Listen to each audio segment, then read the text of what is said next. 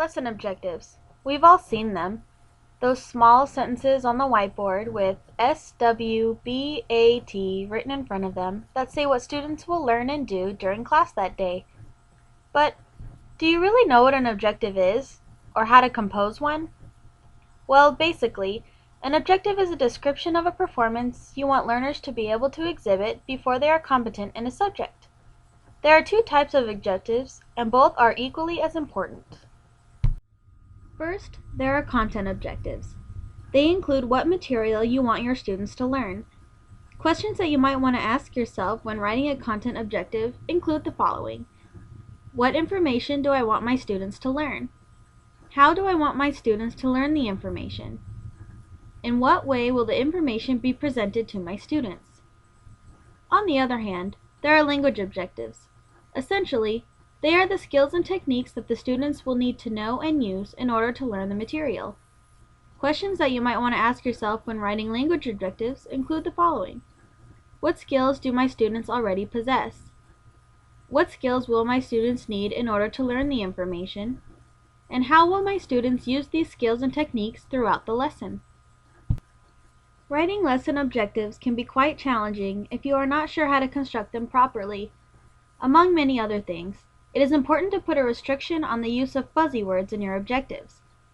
Fuzzy words do not allow you to fully assess your students' learning. They leave room for a broad range of interpretation and often need much deeper clarification. Some fuzzy words include know, think, grasp, and understand. Instead, using more specific words like identify, list, solve, and explain would help set a clear objective for your lesson. When writing lesson objectives, it is important to know 4 important components. Your audience. Who is doing the performing in your lesson? The behavior. What performance is being done? Can it be seen or assessed? Your conditions. What can and cannot be used during the lesson? Are there set conditions for the performance? And the degree. To what standards are you comparing your students to? For example, let's say that you are a high school biology teacher and your lesson for the day is about animal cell structure. You want your students to understand what each part of an animal cell contributes to that cell's life.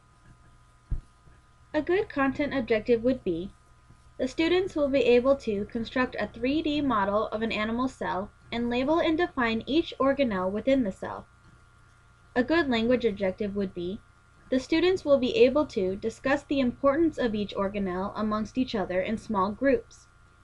As you can see, each objective has a clear method described and an apparent end result in mind. Objectives, if used effectively, can be very beneficial to an instructor. When an objective is clearly defined, it helps the instructor not to stray off topic during the lesson. Also, clear and concise objectives can help the students with their own accomplishments. It is important to remember that specific objectives create opportunities for accurate assessment of student knowledge, whether you are monitoring their learning or they are monitoring their own learning.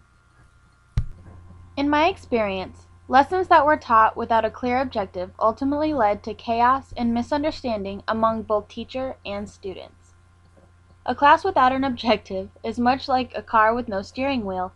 You can cruise along for a certain amount of time, but there is no sense of direction, and eventually you'll come to a sudden stop. I hope that you now have a better understanding of how objectives affect your lesson. Keep in mind that objectives are not only beneficial to you, but also to your students. An accurate assessment of your students should be your ultimate intention.